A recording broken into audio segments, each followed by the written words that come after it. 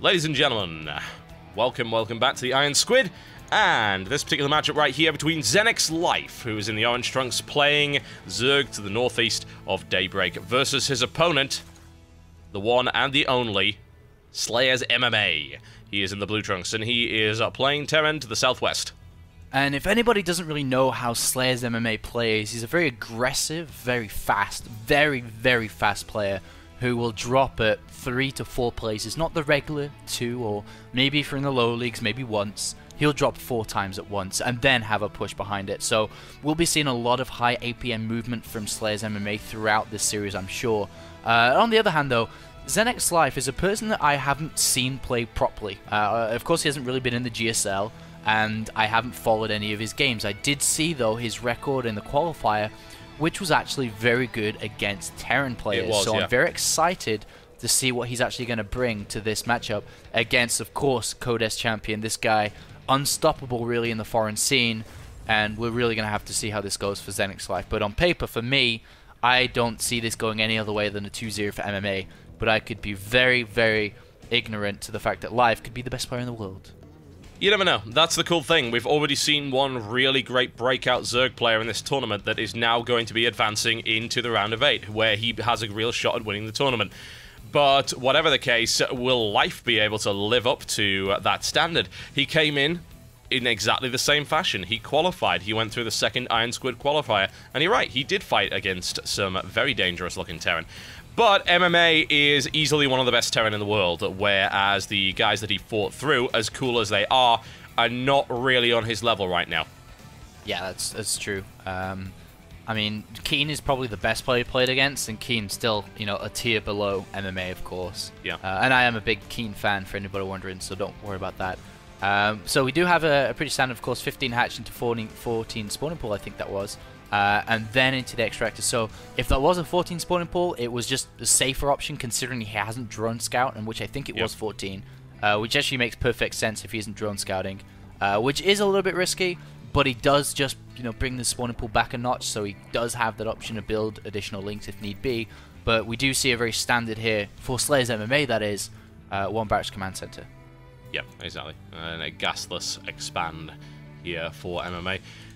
Life looking to try and get this Overlord into a decent position, which he should be able to. Not actually exploiting the area here that we've seen quite a few players actually do. The ability to plunk an Overlord there gives you great information about the timing on the third base, and also gives you information about when your opponent's trying to roll out as well, so it's a great place to put it. Admittedly, some players are now getting really sneaky by putting a barracks down there and actually lifting it up and using the Marines to kill the Overlord, and there's actually no way to escape from that, it turns out. If you've got one Marine either side of this area here, there's no way out. That Overlord is going to die. Yeah. And that's probably the reason why he hasn't tried to do that, and just to send it round the back, and isn't going to even try to put it where Stephano does because of that very reason too. And of course because Medivac's come out pretty early in this matchup, so he's going to keep it in the dead space between the natural and third, where he can still pick up the gas scout, which is the most important. But we do see by MMA here, double gas, even before anything after this first barracks here. He's built 4 Marines so he can go into the bunker, and he's stopped production after this. Has thrown down the reactor and will be switching up after this. But with double gas, he's going to have a lot of gas incoming. So unless he wants to throw down another factory, which he actually may do, but he is a more bio kind of tank player. So I suppose that he should be throwing down maybe a third command center or extra barracks here. I'd be very surprised if he built another factory. Yeah, we'll see. He is about to hit 400, but of course once he starts building Hellions, this looks like actually just perfect time to another command center. Yeah, that's exactly what it is, and by the time he's done the swap around, he is actually going to have 200 minerals by the looks of it. So this is a really well timed out build. It would be, but he's spending it on SCVs. But whatever the case, he starts with 1 Hellion and then goes into the second. It doesn't really matter that they come out at the same time. Life, on the other hand, has taken his third here. Creep spread has commenced, and these Hellions aren't quite out to deny it just yet, and denying the spread to the third is, on Daybreak, it's not the easiest thing in the world, because there's not a really big run between the 2 bases. No, it's okay. I mean, the focus is getting it past the Zelnog towers and up and down on this map for sure. Yeah. We still don't see a layer coming down, and actually we do see double evolution chamber instead. So going straight into 1-1 upgrades here. So we are going to be seeing like a Ling Infestor style of play, and we do see the gas pretty high for MMA. but can be sunk quite fast. Actually, his starport coming down, which is very surprising, but the gas can be sunk into stim. But he doesn't go for stim. He picks up and throws the starport down, which is incredibly weird. If he goes Cloak Banshees now, this is so weird and risky to the point that this has to be almost a precisely timed strategy here that relies on your opponent going double Evolution Chamber rather than a Spire kind of play. But we'll see. Does he get Cloak? With that amount of gas, why wouldn't he? He should be hitting Cloak right about now, you would think, but he's not. That is really odd. Yeah, it seems like a really big risk because, you know, he only just now knows about the third base. Well, he doesn't even see it because he gets picked up by... Oh, he does actually see it, so he does see the third base.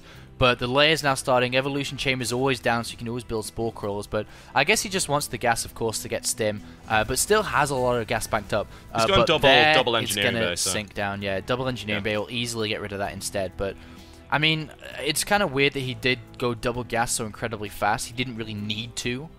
Which is maybe just something that he needs to improve in the build, because you can clearly see that he's had excess of 300 gas throughout the entire of the game so far. Yeah, and you don't get interest on that. But of course, we don't know. I mean, how long is this planned over exactly, and where does the build end? What is its conclusion? Maybe we haven't seen all of it yet. You never really know. Or, of course, it could be a mistake. We don't know one way or the other. We'll see whether or not it has a weakness as we go through this. A lot of lanes on the ground here for Life at the moment. This Banshee is up. The question is it going to be able to do any damage? Yeah, all it needs to get is 4-5 drone kills and it's paid for itself, especially because it hasn't got any cloak investment. So that's what he's going to aim to do here, in which he's, well, there's 4 or 5 drones here, so he actually could do it if he doesn't pull the drones back. Well, Overseer is actually coming up for Life, which is not required.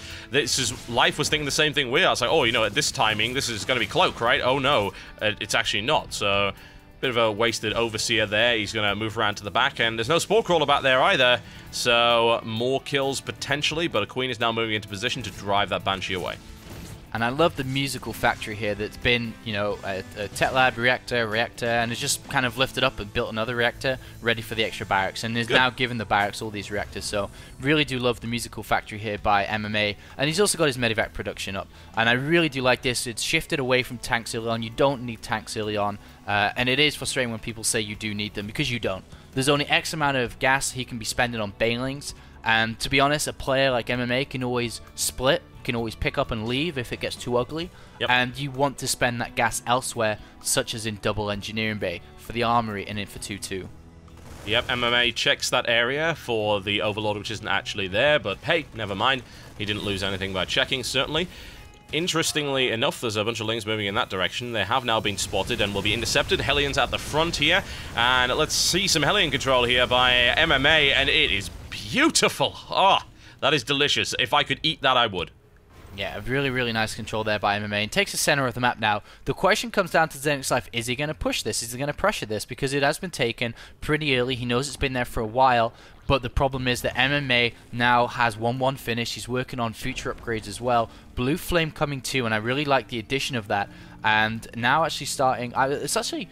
Is that a second factor? Okay, so he's actually going to add Blue Flame behind these Marines rather than going for tanks here, which is super, super interesting. The second factory has a reactor on it, so interesting diversion here from MMA. Xenix Life, though, on the other hand, playing very defensive, just on 3 bases, now taking a 4th, and is playing pretty standard, to be honest. There's nothing really that stands out, aside from adding Spore Crawlers to his main base, which is pretty good and defensive against the style of MMA, which is so drop-heavy and drop-aggressive. Yeah, and it may very well end up being drops as well, because you're going to add Blue Flame Hellions in there, as well as a big Marine count with Medevacs. You've got all sorts of possibilities for doing damage. Yes, you can, and 1 or just even 2 Hellions alone could rack everything, so you have to be so careful of that. 4th base is coming down for MMA already, and that's so early, you know, just before the 13-minute mark, and soon we're going to have a push, for, you know, as soon as he reaches to the 2-2 upgrades.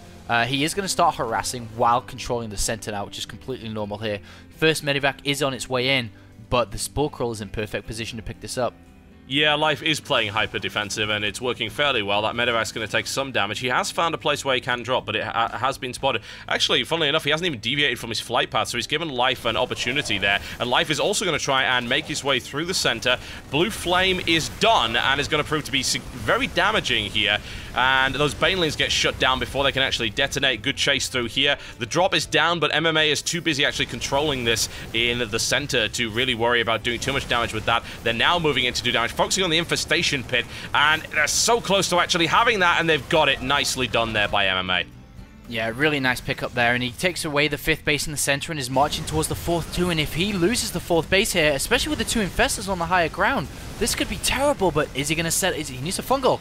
He's got fungal. He loses one infestor. Fungal goes down there, and he loses a good number of Marines. There you've got the banelings coming in from the back as well, just to try and shut this down. But once again, nice maneuvering here by MMA. Doesn't take too much damage to those banelings. He's got enough to start pushing this 4th base down, unbelievably, even after receiving all of that damage from those infestors. And he's running and scanning and getting rid of crew tumors in the center. He's dropping back in the main base as well. This is the hyper aggression that MMA always comes out with, and he cleans the 4th base up here, killing drones in the main. MMA he's so fast and so good. He's got a 4th base up now. He's working on, or will be working on, +3 attacks shortly, and dropping again in the main base, man. This guy is so sick, and he's gonna pick up even more kills in that main base. Yeah, he is. He's got the drop down here, and these are well upgraded as well. Could even pick off the macro hatchery there, which would be absolutely fantastic. Life is trying to take control again. It's actually going Ultralisk here, which is... it's good. I mean, he's up against Marine Hellion. That's exactly what he needs to do, but it's only a quick transition to start really pumping the Marauders out, and that's when things start to get stressful. He's got to focus on the spawning pool, which... I'll tell you, man, one of these days, you've got this little crusade going on about Terrans building Ravens. I've got this little crusade going on about build more than one spawning pool. Because really, you know, 200 minerals, how much is that really at late game? Ah, transfuse, clutch transfuse by Life. 19 hit and points 5 remaining. Medivacs. Oh, That's yeah. really good. Lovely pickup there by Life. Absolutely fantastic. But again, a drop in the main base. Just relentless MMA. He doesn't know about the Ultralisk yet, but he soon will if he continues to drop. And he does now. Well, he does now, yeah. Now he needs Marauders. Lots of them.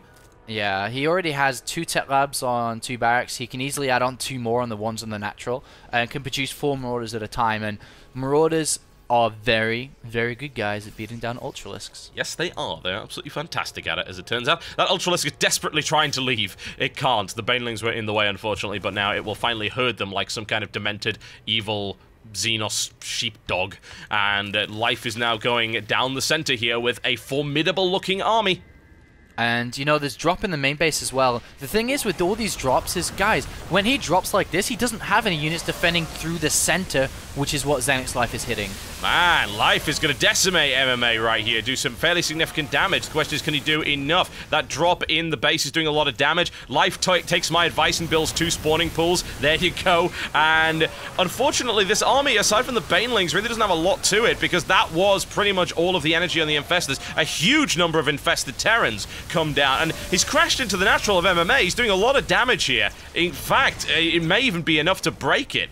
It's gonna be tough. I mean, there's actually not that many units coming out from MMA, and I'm getting a little bit scared here for the champion, as he's got a bit of a squad going down to the 3rd base again, but with 46 slings incoming, has Xenix Life just cracked MMA's aggression with a sucker punch up to the chin? I think he probably has, honestly. It's like he accepted those drops over and over and over again, and then just when he was ready, SCV's even getting into the mix here, then it's needed.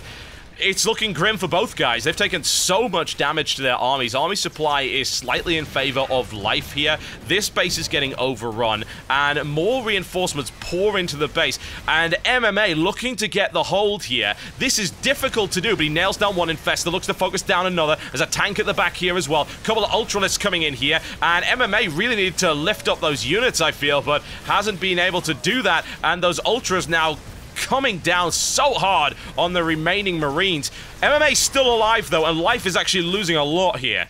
Yeah, that base with the Planetary Fortress giving MMA the income to keep building units and medivacs, therefore pushing Xenix Life back in. MMA killed the 3rd base. Yeah, he did. Now the income is so incredibly low for Xenix Life, he's making his last-ditch effort by making these bailings in.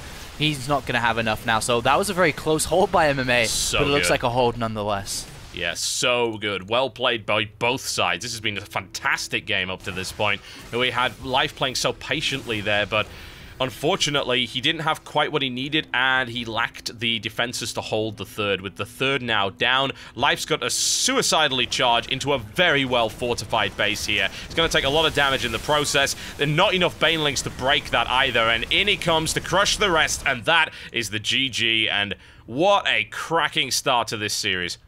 Yeah, an incredibly fast-paced, explosive game number 1, and Life did okay, but got ripped apart by MMA's drops, just like I've seen every other Zerg player do, and that's really the disadvantage of going for Ling Infestor, is you don't have the Mutalisk anymore with this style, and therefore MMA now exploits that, and now hits you hard with drops, and there's nothing you can do to some extent, because you can't make a wall of spines and spores everywhere. It's too it just takes too much money. And then he just doesn't drop you, and you've wasted an entire army of Lings on defense. So it's beautiful play by MMA, and I'd be interested to see what Life can bring up in the next game if he doesn't want to just crumble under the MMA pressure. Yeah. You know what I'm really disappointed about? The GG happened. There's this one lone Baneling right next to about 500 SCVs. I just wanted to see it detonate. Why would you not let me see that? It would have even taken the bunker out in the process as well. It was going to be the hero that turned that game around, or maybe not. But nicely played there by both sides. A really great game to start us off, and Life's defensive style, it did to some degree work, certainly, but unfortunately losing that base down at the bottom put him out. It really did. There was no way to continue the aggression, and an amazing hold by MMA at his natural. Yeah, incredibly close little hold there, but had just enough to hold back Life from really getting into the production. If he'd got into the production and stopped, it doesn't matter that MMA's got 1,000 minerals because he can't produce any units there. So exactly, yeah. incredibly close. That went from all the way from the front of that planetary fortress in the center all the way back to the main base, but not far enough there. And good game by both players though. Even though it was 1-0 for MMA, Life did play good. Yeah, he really did. All right, folks, let's have a quick break, and when we come back, Game 2 of MMA versus Xenix Life. Ladies and gentlemen, welcome back to this series between Xenix Life in the Orange Trunks playing Zerg to the west of Belshir Beach, Sweden edition, versus his opponent. It is MMA from Team Slayers. He is in the Blue Trunks playing Terran to the east. Snow stopped in Sweden a while back now, so they need to update this version. It's like spring now, almost, so... Yeah, absolutely. Yeah. They need to do that. Basically, they need to update the map so that it's got the proper terrain, and also so that alcohol is far too expensive. Yeah, it kind of sucks too, living here. If any map's going to be a map that he can turn around it on, Xenix Life, it's going to be Belshir Beach. Yep. You know, it's like Cloud Kingdom, there's multiple runways and areas that he can counter and flank from. And it also is very difficult because it's a very open area for MMA to take a third base. There's, you know, double entries to the third base, and also spreads him out really thin, which is why sometimes you still see Mutalisk on this map because of being spread out so thin. We'll see what he's going to do here, though. MMA is doing something a little bit funky, though. We do have an 11 barracks coming down. Yes, we do, and in an interesting location that is very well placed, actually, because in theory, it's close. I think that he's probably got it right, though. He's put it in this corridor between the two overlords where it's gonna get. I think he's gonna get away with it. Yeah, I mean, especially... Oh, actually, is that a drone scout? No, okay. I was gonna say, especially because Life doesn't drone scout and didn't in Game 1. MMA's abusing that, so very nice exploitive play here from MMA, who realizes, oh, my opponent's gonna go blind 15 hatch, then I'll go for my 11-11 barracks, and oh my god, he hasn't even got a spawning pool down, so he goes Extractor, 16 Extractor, and then he's gonna go 16 spawning pool. That's basically as late as it can go without going for a double hatch before spawning pool, guys, so this is gonna hit hard. It is, and it's MMA as well doing it. That's what really scares me here. This is not just some random guy on ladder pulling this crap. This is MMA who will execute it flawlessly. This is scary, very, very scary, and I'll tell you, it's good that we've seen Idra learn to drone scout, because Life hasn't, and he is about to learn that it might be a good idea. He's going... Oh, man, he doesn't... Look at that.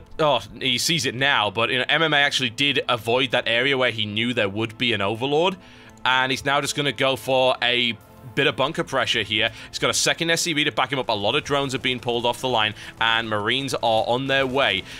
Oh, Life gets us around. Nicely done there. Yeah, a little bit of a mistake there to get surrounded. Can't really lose Definitely. that. But if that would have been 3 Marines now. But if that bunker completes, this is going to get really difficult for Live. That bunker's going to finish. There's no question. It's up now. Life has to try and prevent people from going in it, and he's not even going to try because he knows it's futile.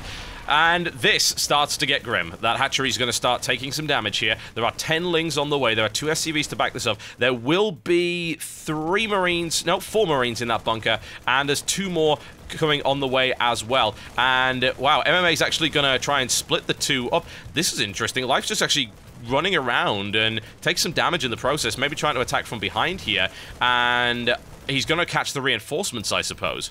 Yeah, that's what he's trying to do, get the reinforcements.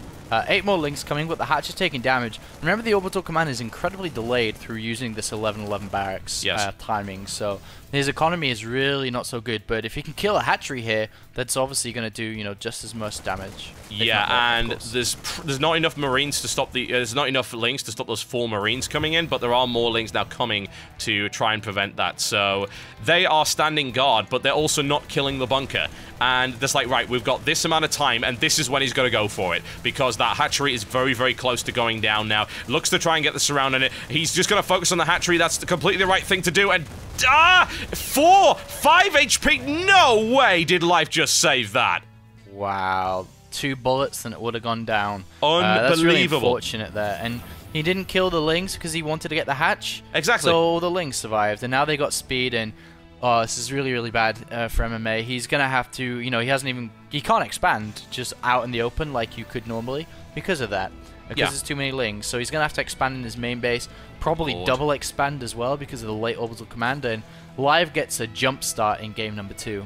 Yeah, he goes for a counterattack, but of course, you know, there is a wall off there. And what does Life do from here? Does he say, hey, look at all of this wonderful opportunity I've got to get my economy rolling? Does he try and take a 3rd base, or does he actually go and try and finish off MMA right now? I think the best decision is just to take a 3rd base, drone, like, so crazily. Because if he tries, he's got to get the bailing nest down, and he's got to get gas, and he takes away maybe MMA holds for some reason since he's on 1 base. Yeah. So there's no need to. Just take your advantage somewhere else. And take a 3rd base, drone consistently, double evolution chamber, just go completely normal, but you have a 15 supply lead compared to game 1.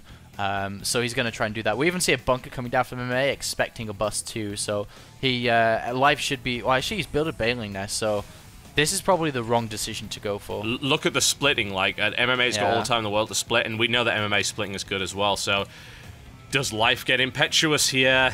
It's risky. Like I say, it could be a defensive one because he's building a spine crawler too, and he knows that MMA's on 1 base and could just follow up all in from this. So I have a feeling it is a defensive one, but he definitely shouldn't be trying to bust through this. This is really bad if he does.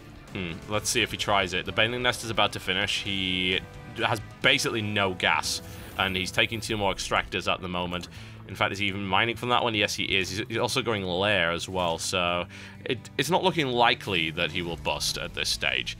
But we will find out in the next few seconds, most likely. And in the meantime, Blue Flame Hellion is the answer from MMA, just to try and push his way through here. Yeah, this is actually really smart by MMA, realizing that his opponent should be expanding, should be going double evolution chamber, should be going Lings. You know, he hasn't scanned anything to try and confirm it, he just knows what his opponent should be doing. So the best way to deal with that kind of play would be to go for Blue Flame Hellions and try to catch his opponent off guard, who doesn't have roaches, who, if he is teching, won't have units out in time. This could actually be really good for MMA to pull back, especially if he catches the drones. Of course, if he doesn't, then it's almost wasted, but this is actually okay. Yeah, it's looking pretty good from MMA at the moment, but unfortunately he is going up against this very big economic advantage of Life, and he is most likely hating Life right now. Yeah, he should be, because he's so far behind. SCVs at 32 to 44, they're okay. I mean, the SCVs aren't terrible, but the thing is he hasn't got a 3rd command center like previously. Live is weirdly not taking a 3rd base, so he is teching straight into Infestors here, which is a little bit weird. I really think he could have extended himself a little bit more than this, and now he has hurt his economy a little bit and isn't as far ahead as he could have been. But the Blue Flame Hellions are out now, and they actually could do a lot. They could. The Marine count is fairly high at this stage. Actually, never mind, it's on 10. He's actually got more Hellions than he has Marines. I'm talking out my arse. Whatever the case, the push is coming in, and he does have defensive banelings. And, oh, that's a beautiful surround! And down go those Marines. But the Blue Flame Hellions, unfortunately, well, they stay alive, because there's just far too many of them. Yeah, and there's no third base. MMA can't even do anything here. If he tries to go up, the Banelings will kill him. Of course, Lings will get a surround. Banelings will punch from the front. And he is reinforcing with more Hellions here, but he could try to sacrifice a few at the front and then dart in with the rest, but the Infestation Pit is down now. We won't see Infestors for a good minute and a half now, but still, Lings alone and Banelings is fine to actually do this, but he's going to try anyway. Going to go with a run-by right here, and it doesn't really do anything, honestly. You know, he gets a shot off and doesn't kill much. Yeah, and actually he throws down 3 additional barracks here. Doesn't decide to throw down the third base. Interesting. So really ramping up the production here. And also switches over to 2 factories with 2 tech labs. So he's going to start producing a lot of tanks shortly. But without a third base, this comes... Well, actually, he's going to build one now, as I say that. But still, he's thrown a lot of resources into actually his army before this third base comes down. But he will build one now. Yeah, Life gets pretty much a full scout with that Overseer, and has no problems with that whatsoever. Gets the information that he requires. Unfortunately, he is going to lose the Overseer, which is not great, honestly, but again, at least he had information. And Blue Flame Hellion is now looking to deny creep spread, and this is actually putting Life in a really awkward spot, because expanding now for Life is... He's going to have to, because he's about to be 2 bases versus 3, and it involves killing these Hellions. He actually gets a good fungal to make that happen. In comes the surround with the Lings as well, and that's what he needed, and he will now look to expand, I would imagine. Yeah, absolutely. If he doesn't use, he'll lose the game. It's as simple as that. Because he won't have the resources. So it's really, really good play. Really nice catch there with the Infestors. I'm sure MMA was a little bit surprised about that, about kind of having those Infestors out, but never mind. He's now got this third command center down, which is open to aggression if Live smells and spots the opportunity to do so. But he is more on the defensive stance, and I think Live is, from what I can see with his playstyle in game 1 and 2, just giving MMA a little bit too much respect. You know, not giving it to him really in this game, because he could pressure this base potentially with Ling, Banelings, and Infestors. He has what it takes, but if he sits back and plays defensive, then MMA can once again just crawl back into the game and get to that point of aggression where it never stops. Yeah, and then Life may get pulled to pieces, which is really unfortunate. He even had about a 30-40 second delay on this hatchery as well, because there was a Blue Flame Hellion just sitting there waiting for the drone. He knew, MMA knew exactly what was going to happen there, and was able to delay it even further, and every delay costs Life, and it's allowing MMA to get back into the game. A little run by there really doesn't do all that much either. That's going to be a planetary fortress as well. MMA playing nice and safe, knowing that Ling run bys on this map are obviously a possibility. Yeah, that's the biggest factor here, and we do see a lot of Lings around the left-hand side. Running into Hellions though, so not the best little move there, but a little bit unfortunate. Infestors are going to come down and help out, but it's 15 minutes, and there's still not a base gone down for Live. So things are getting a little bit scary now for him. He does have a decent army size with 2-2 about to finish, so this is going to be a killing strike, possibly, if he nails it well. Yes, it will. Let's see if he can pull it off, more to the point. And Fungal goes down. A nice little bit of splitting there by MMA to avoid most of it, but still damage being done. The medevac count is painfully low. That's my concern there. Runs right into another Fungal. Looks to try and get the surround there, and loses quite a few Banelings as well as some Lings as well. Not doing a huge amount of damage. MMA pushes that one back. That was good. That was good. The thing is, though, it looks like Live only has about 6 fungal growths. It takes 2 to kill a squad of Marines. So an MMA spread out. So it was going to take like 12 fungals to kill everything there. Yeah. So really, really nice for him to spread out, which is obviously the key. And the Marine at the top right does die, but the thing is, he gets the scout of that 4th base, knowing now, all right, my opponent's taking a 4th base, cool. Now's the time where he's spending money in his economy. He's obviously extended himself. I can actually start to do a little bit of damage. I can take my own 4th base, and with planetary fortresses, he doesn't even need to care about that thing in the bottom left, which is we pointed out as a weakness on this match. Is if that's an orbital command, you are so extended, but if it's a planetary fortress, you're tucked in nicely between your 1st, 2nd, and potential 4th. Exactly, and you just don't have to worry about this kind of stuff, and that in itself is vital because it allows you to focus your efforts and not spread out and just be pulled apart there by a Zerg player. We're not seeing any drop play right here from MMA just yet. He just wants to go and take this 4th base out. he probably has the units for it, especially bearing in mind his opponent's gone all the way around the other side of the map. And are we even going to see Life try and pressure the natural here? Yeah, it looks like it. He does have siege mode, so he can siege up and defend his main, but sacrificing the 4th and 3rd base for killing MMA's natural, I don't think it's worth it. Well, he manages to break his way through there with Banelings, and he's got a lot of Infestors to back that up. As you said, the 3rd is down, the 4th base is about to, well, it will eventually go down. Infestor Terrans have now been deployed, and Life is just trying to smash his way through here. Baneling detonation goes off with a fungal as well to back that one up. Tons of Infestors and no tanks left. 9 at the top, 3 Banelings at the top. Where are they? MMA I see walk him. into it? He doesn't know about it, though. He hasn't walked into it. No, he hasn't seen it. That was really, really close there. But there's now Lings ravaging the production of MMA from all sides, and borrowed Infestors to catch them on the way back. Ooh, this could be sick. He has a lot of energy available. He's actually going to send it all down to his last mining bases. MMA's lost everything inside his main. This is actually really, really bad. The Greatest Spire should be on its way now as the Spire's finished up. He is at Hive. But I guess maybe, no, actually that's a bad decision to do that because he doesn't have enough gas. Staying on Ling Infestor's the best thing for him now, as Fungal Growth can take the win here. And we do see the 4th base, did it actually not go down in the actual fight? And just goes down this second? Well, he just left Hellions there, and Hellions just don't kill bases, as we're well aware. So he sent all of his high DPS units over to the 3rd, so he only just now kills it, and it's unfortunate because Life could have maybe saved that. An interesting and funky trade for both of them. He denied a lot of mining time down at the 3rd. Obviously, couldn't kill the planetary. That wasn't going to happen. But he gutted the economy and more to the point the production here. Another planetary fortress is going down. Morphing Banelings over there, just raining down infested Terrans in this area. And nothing is going to stand in front of that many infested Terrans. It's just not going to happen. And these Banelings are about to pop as well and crash right into the planetary. Oh, really nice move there by Life, taking up that now. So very nice. There's only one mining base once again, really, from MMA, and that could have been a very nice fortified area if MMA had got that planetary fortress up. 3 Lings in the main just go into town on all the supply depots here, and there's actually nothing stopping them. No. So that's going to wear MMA down. It's grim, man. Broodlord is even on the way. I just don't even think this is necessary by Life, honestly. As you said, Ling, Baneling, and Fester is how he beats this. He's doing really well with it. There's no need to try teching up like that, but Life's got to kill him. Don't let MMA live at this stage. A nice fungal to lock the Viking down as well. It falls. Got to borrow those Infestors before he loses too many, but there you go. A nice surround as well. And MMA is bleeding badly at this stage and is relying really on the presence of that planetary down to the bottom, which is the next target, I think, for this strike force.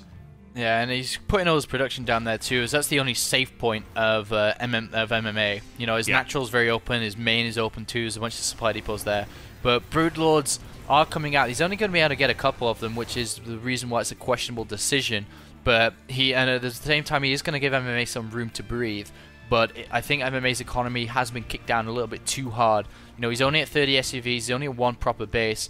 We do have a drop from a Medivac on the left with 9 HP. He's got to be very, very careful. He doesn't want to go in. Don't get hit by the Queen or that one Spore Crawler. That would be pretty grim one way or the other. Stimming directly towards a forest of Spine Crawlers and a hell of a lot of Lings. So, like, nope, that is simply not going to happen. MMA's fighting spirit is clear here, but Life does have an edge, a very large edge, and is now building 4 Broodlords to back it up. I wonder how he's going to combat the Broodlords. I suppose he could drop above them, over the Ling Infestors maybe, and try to get underneath them with Marines, but in a straight-up ground war, there's no way he can get back to the Broodlords. There's only a single Viking out. He has to do something funky to get rid of them. But I really don't think that's an opportunity to be taken. With all those Infestors, yeah, it's going to be hard, isn't it? You know, how the hell do you drop above it? It's grim stuff. We actually have a Ghost Academy on the way up as well, and which, of course, you do need if you're going to be against that many Infestors. Life is continuing to rebuild his army. He has re-established his 3rd base. Hasn't taken his 4th yet, but this could probably just be the time when he goes to kill. The Broodlords now on the field. The Infestors ready to stop those Marines from getting anywhere near them. He actually gets a good focus fire and allows a Broodlord to die. But that's the GG right there. It wasn't going to happen. MMA drops a game to Life, and this series continues to remain absolutely stellar from both sides. A really risky opening from MMA that went unscouted, and if that hatchery had gone down, that game would have turned out entirely differently. Yeah, it would have. And that would have been a very easy 2-0 for MMA, which would have been hilarious. But no, that's not the case. Life did get lucky. But the thing is, between two very good players, the majority of the times you're never going to see sweeps in results. That's why in the majority of finals, aside from the early GSL ones, which is the exception, is it's always very close. Because it's always loser picks the map. They always go to their best map. Therefore, they should win on their best map. And Live, despite that early Marine pressure, chose this map. He knows he's good against Terran on here. He knows he's good against MMA and picks up the win. But now, of course, it bounces back over to MMA, who's obviously going to be picking his map where things get difficult for Live. Will he be able to get a good start against MMA? Because this is arguably the scariest guy in the group. If he can take a win from him, what a great start that would be for Life once again. And it's great to see these breakout players, as far as I'm concerned, in this tournament. Life is putting on a stellar show, and let's see Game 3 right after this break. Ladies and gentlemen, welcome back to the series, and wow, has it heated up between Xenix's Life in the orange trunks playing Zerg to the northeast of Cloud Kingdom versus his opponent Slayer's MMA in the blue trunks playing Terran to the southwest. And I wonder how MMA is going to play this. I've seen a variety of styles from him, not just in this matchup, but in every matchup on this map. We've seen Mech come out of him in Terran vs Zerg as well, and we've also seen his standard play too. But to be honest, I don't think even though I've seen it, I don't think he'll use Mech, just because even though players are using it against Zerg recently, MMA's always been about speed. It's always been about control and actions per minute and just overwhelming his opponent, which with Mech, that's why Goody likes Mech, because it's very slow and patient, choosing the engagements, choosing your timings and understanding when and when you can't go. On the other hand, it feels like it's just a different style, complete different style, where it's very fast, it's very rapid, it drops all over the place, and that's where MMA truly shines. Indeed, and will Life once again be the defensive player, because that's exactly what he did in the previous game. We've got another proxy barracks coming out right here from Slayer's MMA. Interesting position for it. It's not that well hidden, honestly, and it's out. I mean, it is out of range of a drone scout, and more to the point, it's not going to be seen by the overlords either. Yeah, I don't think he's, well, of course he's not doing anything big with this. It's more of a mind game again. But the thing is, he's playing mind games with himself, because once again, there's no drone scout. I think he was hoping that there was a drone scout this time that he could, play around, but it's very easy. Just build a Marine, pick up, come back home. Where's this overlord on the left going? Okay, I was going to say, is it going to that cliff? No, it's not, because that's cliff where people do make the mistake where they think they can get away with it, but it is going all the way around. Yep, it will do that. The single Marine is going to come out here, and then he'll realize, oh, there's no drone scout. Oh well, never mind. And Life now going for the expansion, followed by Gas into Pool as well. At least he's not going up against the same kind of aggression that we saw in Game 2 from MMA. Yeah, I think he could have lost, but he did. I mean, could have lost in this game, sorry, because he's done exactly the same build, just hoping MMA wouldn't do it again. Though I can't, of course, Slayer's MMA played really well, but he can't take credit away from Live bite-sizing up that Marine force again. Splitting up the reinforcements, then killing everything. And we do have a bit of bunker pressure, but this is just to make sure he pulls drones, and he's only pulled one. So this actually still could be dangerous if this gets up. One drone usually isn't enough here. Well, he's done a lot of damage to the SCV. He only needs 2 more hits on it, and there's one of them, and it's down. I mean, Life just shot that down with a single drone, and there's no way that bunker's getting up now. Not a chance. Yeah, and he doesn't pull any other drones, so he calls his bluff, really. Yeah. And it's really nice play there from Live, saving the drone as well. And MMA has to return, because it's just a single barracks. He does throw the reactor on for the factory, so we'll be going into the reactor Hellion, completely standard. It's the follow-ups that, of course, the most important thing. Barracks inside the main. And I think because he knows he's about to lose his Marines, he doesn't have anything to prevent, Lings killing him. Yeah, Lings just murdered that, no problem whatsoever. Back inside the main, and walling off with the command center here as well. And I don't know, man, Life is playing so very, very well at the moment. He is absolutely cool and confident. And you said earlier, it's like maybe he's giving MMA too much respect. I'm not sure he's doing that anymore. Yeah, no, hopefully he shouldn't, because he needs to just play as well as possible. He is playing a little bit greedy here and there, taking a few risks, But that's what needed against a player of MMA's caliber, especially if you're not up to his standard. We do see, 80 Gaspin mine down for life. I wonder if he's going to throw down aggression. He's actually say that he did just throw down spine crawl, so maybe no. I would have liked to see some aggression from him that could have catched MMA off guard, but nevertheless, we do see a stop up coming down for MMA with a tech lab. Not double gas this time. Refine the build from Daybreak, because he doesn't need double gas that early on, and he will be going for just a single Banshee once again.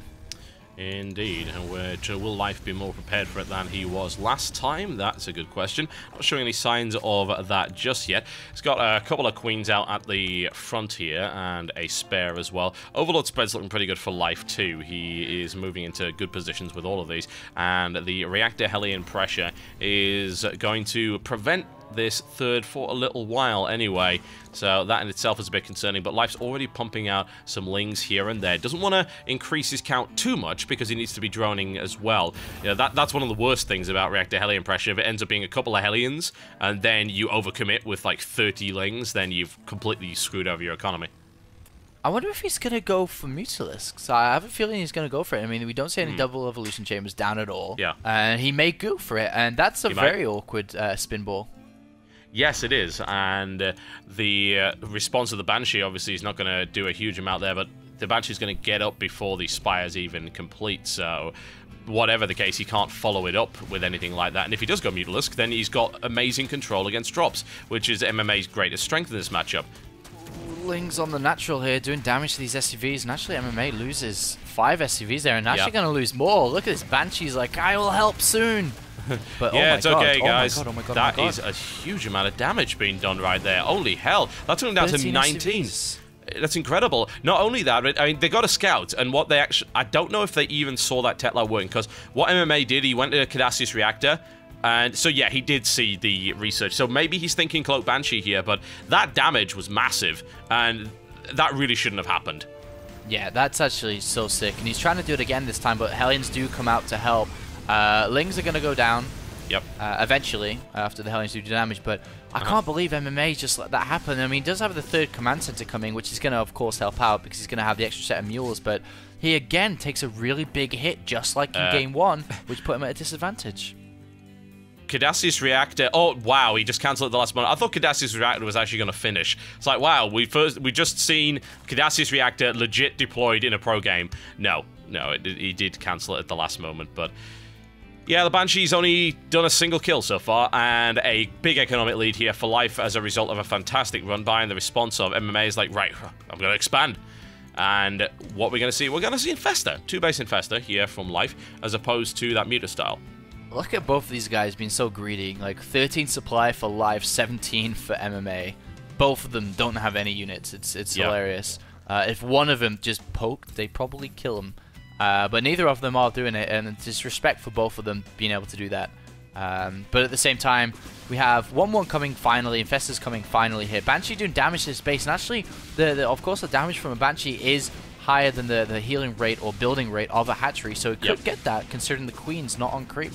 Yeah, Queen's now moving in. The Banshee's actually damaged, so it's probably going to have to go back. It can't take on a Queen on its own, especially not 2. But he is kind of kiting around trying to do damage. He can't finish it off, unfortunately. And while we had MMA get fairly far behind, he is building triple SCV and is also dropping triple Mule as well. He's got 3 orbitals, so he should be able to catch this. And he is fairly solid against any kind of lane aggression with that number of Blue Flame Hellions.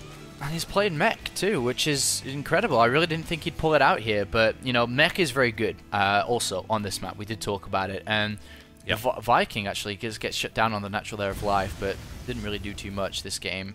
The reason why Mech is really strong here because the supply depot wall on the natural, that wall, and then you extend it all the way down past the third base, is a very simple line of units where you create such a defensive barrier which is unbreakable. You set yourself up nicely on 6 gases, and you just tick away until you get to a good supply count where you can, of course, push out.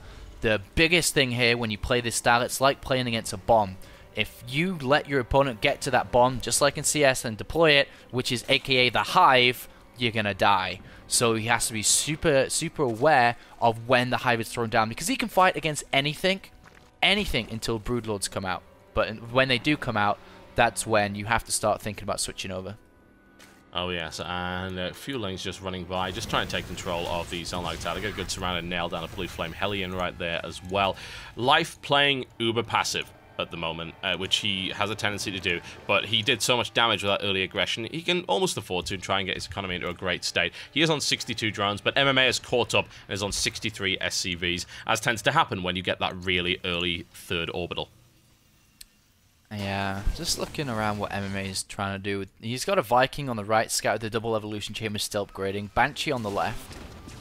He's going to pick off, well, stop picking at this hatch. Infestors are going to come down and kill the Banshee if it stays around too long here. Yeah, we got a couple of Infested Terrans just spat out right there to try and deal with it, but he pulls back once again. He missed the well, didn't miss it, he didn't launch the fungal. Yep. Otherwise he could have killed it, but nevertheless. We do have extra factories coming down, a second armory here for MMA, who is going to follow through. No tanks, though, which is very smart, considering there's no roaches. You know, tanks are there to kill the roaches, but Ling Infestors, again, you can argue that tanks are kind of needed against Infestors, but as long as you're spreading out, he doesn't have Nor Parasite, Thor Hellion can also work here. But there's the Hive coming down. MMA not scouted it yet. There's that bomb ticking, and he needs to know about it. Yes, he does. Hellion's now moving into the third base to try and get some damage, but a nice fungal right there by Life. Ling's run right into a wall of flame, but it doesn't matter. He can easily overwhelm those Hellions, so nicely played there by him. His drone count currently is 71 versus 74 SCVs. Very, very heavy economy focus here by MMA, and it's working certainly in his favor. It definitely is. I wonder if, you know, he still hasn't seen it. I wonder if he's going to go for just a timing of like, alright, this is 50 minutes, that's when the Hive is down, I'm just going to go. Or is he going to actually scout and know it's coming? If he's not scouting and not knowing, then it's very, very risky, of course. But still, he's actually getting the Terran building armor, so his Planetary Fortress won't just die to a handful of Banelings anymore, like in the previous game. Yep. But this is getting... I'm actually worried for MMA. I mean, I'd really like MMA to do well here, but... Oh, hold that thought. Hellion drop onto the natural here. Will he be able to do enough? Good question. Get out! Oh, so close to actually losing that. But no, he gets the drop down there, and the Queen is not able to focus it down, but he hasn't really focused on anything yet. He hasn't really done anything with it. Now going into the main base, looking to try and pick off as many drones as possible. And he's just... we can't even see what's going on. It's being completely surrounded, but that was not a lot of damage done there. Honestly, not a lot. But he did get the Scout of the Greatest Spire. He did, yeah. The thing is, that paid for itself just because he didn't spend a scan, and plus he got Hive and the Greatest Spire. Usually you only get one. So that was actually okay for MMA. And now knows he has to go soon. But at the same time, Live is actually going to pressure him, knowing that MMA has to push. Yep, things are looking interesting right now. Life is very slowly getting to 200. A lot of Thors on the field here, a huge number of them. They don't die fast to fungals at all. Infested Terrans can be fairly effective, but more often than not actually end up getting popped before they even go up. So the Thors are not remotely concerned here, and this Thor Hellion composition proving to be interesting. Life now moving in with a number of Banelings. No Burrow available, so you can't really do a lot of damage with that. And now this really slow push comes towards the fourth base of Life, and can he hold? He has to. The MMA has to keep his Hellions alive. If he loses the Hellions, there's nothing to stop the Link shredding the Thors here. Oh my god, surround with Infested Terrans here.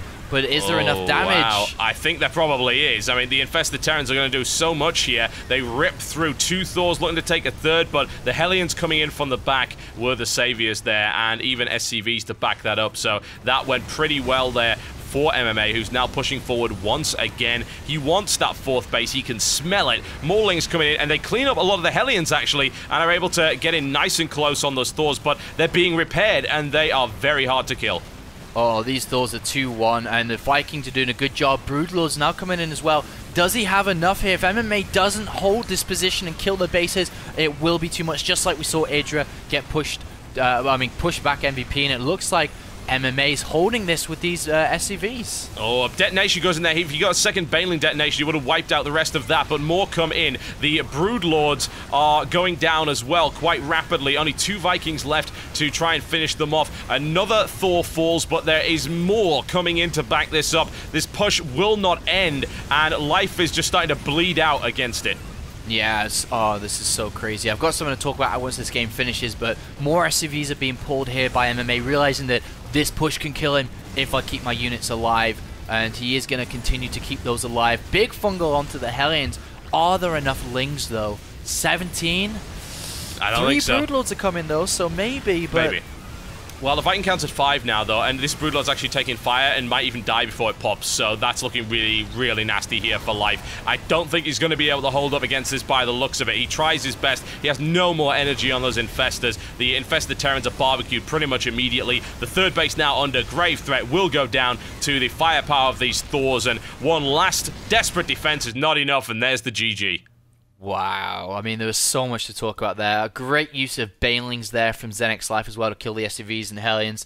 But MMA, man, hits that timing perfectly, knowing that the Great Aspire is about to come, and he just goes and gets the win. So really, really nice push there by MMA. But the thing is I wanted to talk about was that he researched Nor Parasite, and it had finished. Yep. But then he had a 50-50 decision when he launched those Infested Terrans. Does he A, surround with Infested Terrans and hope to kill it all then, or does he B, pull back and wait and then use Nor Parasite? Actually, I think Nor Parasite was just about completed, but not quite when he launched the Terrans. And I think that could have been a decision that cost him the game. Imagine if he, because he had like 8 Infestors, they were all full of energy. If he had grabbed a majority of the Thors, then went in, that could have been a different outcome. It could have been, yeah. Neural Parasite is not something we see used all that much these days, and it's mostly due to the range nerf. It was very, very popular. It used to be the go-to way of dealing with Colossi, but then it got nerfed, and people are like, well, you know what, it's not worth the cost. It's a big investment. It's dangerous as well, because it's very easy to target down an Infestor at that range. It didn't used to be when they had range 9, but now with, I think, range 7, if I recall correctly, it's a lot easier to shut them down. But in that situation, you are probably right, honestly. It would have helped. But man, +3 was about to kick in for these Thors and these Hellions as well, and Life gets ground down into a fine pace, and some nice, if uncharacteristic, mech play there by MMA. Yeah, that was really nice play from MMA, despite it not being his usual style. And I just had a quick look, and it was like 50 seconds away from finishing. So that's the reason why he used the Infested Terrans, or does he wait 50 seconds and lose his 4th base? That's why a lot of the times we see Zerg players expand multiple times.